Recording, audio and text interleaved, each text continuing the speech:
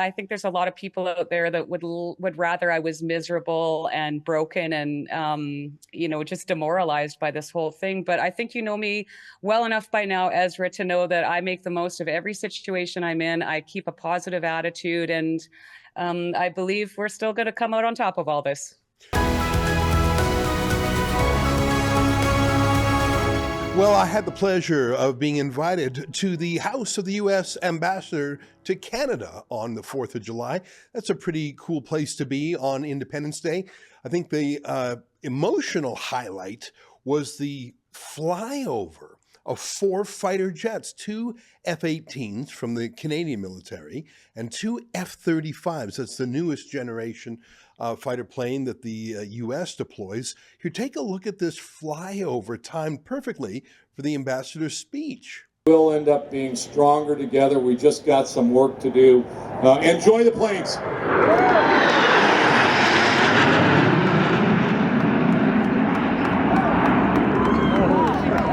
Wow, there's gonna go.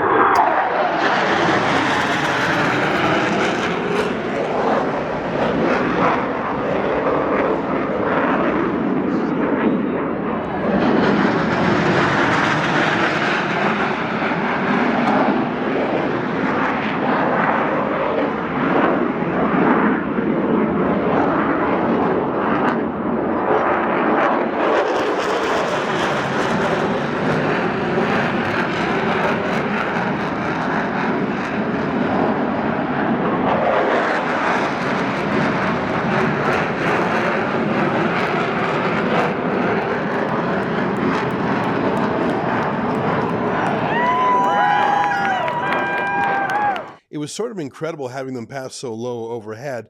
Of course, that was just a flourish. There was the substance of the event too. Canada-U.S. relations seem to have been strained over the last year, but there were certainly hundreds, I don't know how many people, more than 1,000, I'm sure, there to celebrate the strength. I was delighted to have a moment with the ambassador. I'll play for you my interview with him in a moment. As you know, I interviewed him a few months ago, very substantive interview. My one at his house on the 4th of July was more, I don't know, philosophical about the meaning of the 4th of July. But one of the things we were invited to do by the embassy was to bring a team of journalists to cover the event. And our friend Alexa Lavoie came in from Montreal. Our chief video man, Ephraim Monsanto, was there. And one of our newest rebels, Tamara Lich, was there. What a delight and a pleasure to have her there. And she joins us now from her home in Medicine Hat. Tamara, great to see you again. How much fun was it to be at the ambassador's house on the 4th of July? What an incredible honor and an incredible experience. Those guys definitely know how to put together a soiree. You know, I was so proud to see you there. You and I have thought a lot about things over the last year and how we have to keep you in the public sphere, despite the fact that you were sentenced to house arrest. And so we work very carefully with your probation officer to have you there with the ambassador's knowledge. I wanted to make sure that he wasn't surprised by anything. So we ran everything by his staff. And so you were there as a known, welcome, invited part of the Rebel team. And you had a chance to talk with him one-on-one. And I just thought, to me, it was turning the tables on the Ottawa establishment that a few years ago had you arrested, handcuffed, jailed, prosecuted, and to have you return to the heart of the city, to where there were fancy people, there were MPs there were high business people, it was such an important event, and to have you there at the heart of it, I felt great, and I know every rebel who supports you will feel great to see it. Let me just play just a little clip, and this is a little video of you on site. Let's just play a quick clip of that now. Well, hello everyone, it's Tamara Lich with Rebel News here, and I am back in Ottawa for a good cause this time. I am here at the U.S. Ambassador's residence for the 250th Independence Day celebrations here tonight as a guest of the Ambassador, along with the other rebels. I am out on a work exemption, obviously. I'm still under house arrest, but as Ambassador for Rebel, I was able to come. I had a great chance to speak briefly with the Ambassador and to thank him for his support and the support of the Americans during the Freedom Convoy. But it was really great to be here for a very great cause. This is obviously the party of the year, so this is an excellent opportunity to get out of my house and to sort of keep pushing back a little bit against some of the, what would you call it, craziness that's going on out here these days. Anyways, for Rebel News, I'm Tamara Lich. Tamara, I think that was a highlight. I mean, we didn't do a ton of journalism there, but to have you welcomed, that felt great. I was very welcomed. There was a lot of support there. I did have the opportunity to speak with a lot of the MPs that were there also, and some of the other journalists that were there. And there was a ton of support. And then, of course, I was very honored to meet the ambassador. I had the opportunity to express my gratitude for all the support from the American people, from the president, and from himself for, during the Freedom Convoy as well as after. I can tell you that I've got boxes of letters from the American people of support that I've been receiving for the last 4 years in the mail. So an incredible honor and a privilege. And thank you for letting me tag along. Well, come on. I mean, you are an emblem of, I mean, we call you a rebel ambassador. You're a journalist and you do journalism. But I think that your main role there was just to fly the rebel flag. I saw that you were, I mean, it was a big place. The ambassador's home is actually an enormous facility, the house itself, and then the giant yard, and there was a lot of heavy security there, you can imagine. I saw you had a chance to say hello to different people. I saw you with Jamil Javani, a young up-and-coming MP. Tell me about interesting people that you saw, whether they were powerful people like an MP or advocates. I saw you met our friend, the journalist Sue-Ann Levy. Just give us a minute on some of the folks you met there, because again, it was just showing that you're here, you're proud, you're public, you're not shying away from public life, despite what the censors tried to do to you. Yes, well, I mean, I didn't have a chance to speak with them, but Aaron O'Toole was present. I saw the former Governor General David Johnson there. Also, I didn't speak with him either, obviously, but there was a lot of just people in the crowd even, there was even a lady that came up to me and gave me a big hug with tears in her eyes, expressing her gratitude. And to this day, that still happens to me often, where people will come up and hug me and shake my hand and, thanks for all the work that you're doing and stay strong. I mean, there's always words of support. There's always, hugs of gratitude, tears of gratitude. As I said, I had a great conversation with MP Jamil, sorry. And what a great guy, and very sincere. And, he's taken quite a hard stance against the DEI right now, which I congratulated him on also. Well, I was so happy to see you networking. Now, we follow the law. People might say, well, in fact, I saw on Twitter some liberals just spluttering that. How did this happen? How did she? Well, we actually, even though we're speaking with some defiance, or at least I am, we are actually being quite compliant.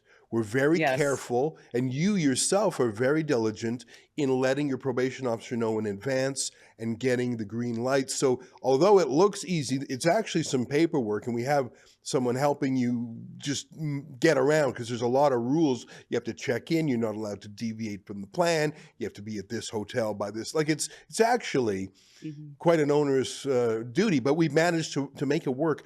Now, the thing is, a lot of Americans saw the Canadian truckers too. It was huge. In fact, I think it was more news about Canada than anything in a generation. And you were at the heart of it. So there's so many Americans who want to talk to you, from, let's say, a Glenn Beck to, I don't know, it wouldn't surprise me if Bill Maher wanted to talk to you, even people more on the entertainment side, Rob Schneider. So there's a lot of Americans who want to hear from you, and a lot of work you could be doing. So not just as an ambassador for Rebel News, but a journalist. I'd love it if you went to, for example, there's a big annual conference called CPAC, which is the Conservative Political Action Committee. I think that's what it stands for. All the conservative senators and congressmen go there, or even some of these Turning Point meetings, or like there's always stuff cooking in the States. And we, your lawyer, asked the prosecutor if we could vary your bail conditions, make a small alteration to allow you to attend work things on the U.S. side. And by work things, just what I was talking about. It may look fun to go on Glenn Beck's show, but that's work when you're a journalist.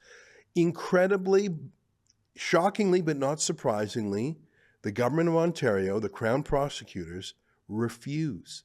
They refuse to let you work outside Canada, which makes no sense. Your co-defendant, Chris Barber, is a cross-border trucker. He's in the States all the time, and I don't begrudge him that. I want that for you too.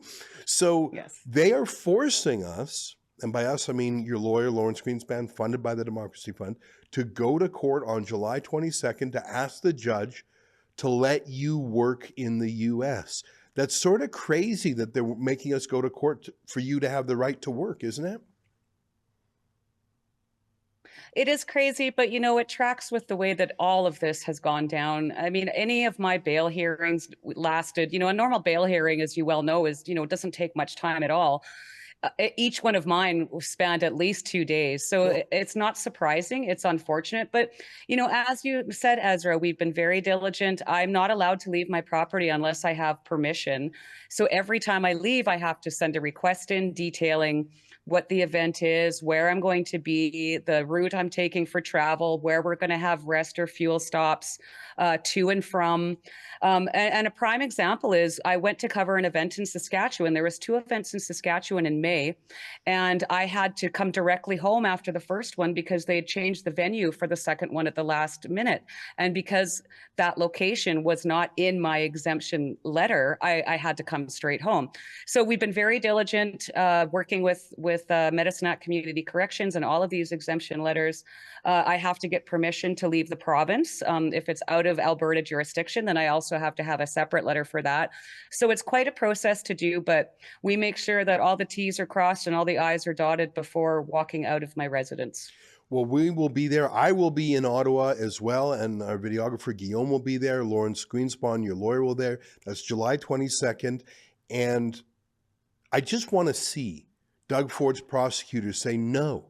Tamara Lich should not be allowed to earn a living in the U.S. And by the way, you are a Rebel employee. That's why it's an exemption. And as you know, Rebel always operates around the world when it suits our editorial interest. I mean, we're interested in the UK, we're interested in Ireland, we're interested in America, of course. So for them to say, no, you can't go to America just because, in fact, I heard through the grapevine, I don't know if it's true, that they said, oh, you're having too much fun. Oh, so is that the rule? So if you're doing work, you're not allowed to smile. Take that smile off your face, Tamara. If you're working for Rebel News and having fun, like we were all working on the weekend at the ambassador's house. It may have looked like fun, but we were interviewing people. We were putting our best foot forward. We were networking. I talked to a potential advertiser. That is called work. It's time away from my family. It's in the furtherance of the goals of Rebel News. You are an employee. We love you. We have a lot of fun with you. We like to make our work, we're happy warriors. But for them to say you can't go to the States because it's too much fun is the stupidest thing I've heard, and I hope the judge swats that down. Last word to you. Well, you're absolutely right. I think there's a lot of people out there that would rather I was miserable and broken and just demoralized by this whole thing. But I think you know me well enough by now, Ezra, to know that I make the most of every situation I'm in. I keep a positive attitude, and I believe we're still going to come out on top of all this. Well, you certainly carried yourself with great grace at the ambassador's house. I watched you. You were friendly to all. I was so delighted that you managed to get a little bit of FaceTime with the key man himself, which is, there was a big lineup to talk to him. And I want to tell you my hope for the second half of 2026. Maybe I shouldn't say it out loud, lest we not achieve it. But it is my hope that before the end of the year, you will attend at the White House as a reporter for Rebel News. And listen, I've done it.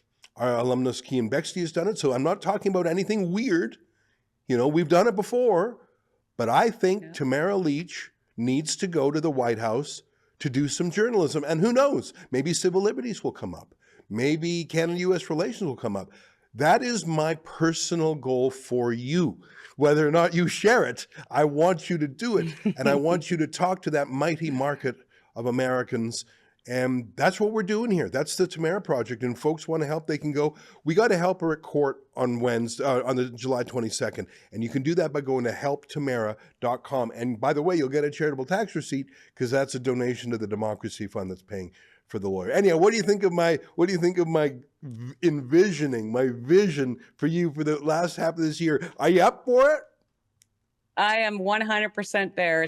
You just say the word. All right, I know you will. I know you'll do a great job. We'll see you in court on the 22nd. We'll get you the bail variation, and then we will get you into the United States of America, working hard for Rebel News. Thank you, Ezra. Thanks, my friend. There she is, one of a kind, Tamara Lich. Oh, it gave me such joy to see the left wing just sputter and splutter mad that she was there at the ambassador's house. Well, imagine what they'll say when she's at the White House. Stay with us, more ahead.